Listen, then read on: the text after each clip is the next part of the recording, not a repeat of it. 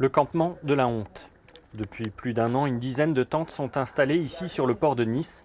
Mais la honte ne revêt pas le même sens pour tout le monde.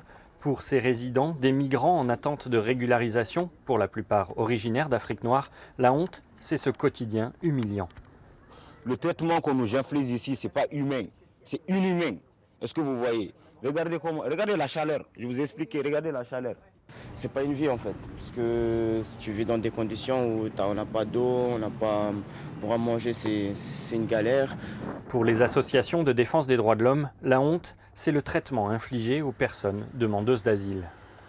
Le centre d'accueil pour demandeurs d'asile est plein à craquer en permanence à l'année, ça ne semble déranger personne. Et quand les personnes pour survivre s'installent en tente, loin des autres personnes et ne dérangent personne, on vient jouer des muscles, on vient jouer au shérif pour les déloger et avoir un discours sécuritaire. Pour le maire de Nice, la honte, ce sont les lourdeurs des rouages de l'État français. Entre constat d'huissier, requête auprès du tribunal administratif et négociations avec la préfecture, il aura fallu 4 mois pour décider l'évacuation du campement illicite. Lorsqu'il y a une situation humanitaire qui est légitime, c'est de notre devoir d'y répondre. Après, reste à mesurer si elle est légitime.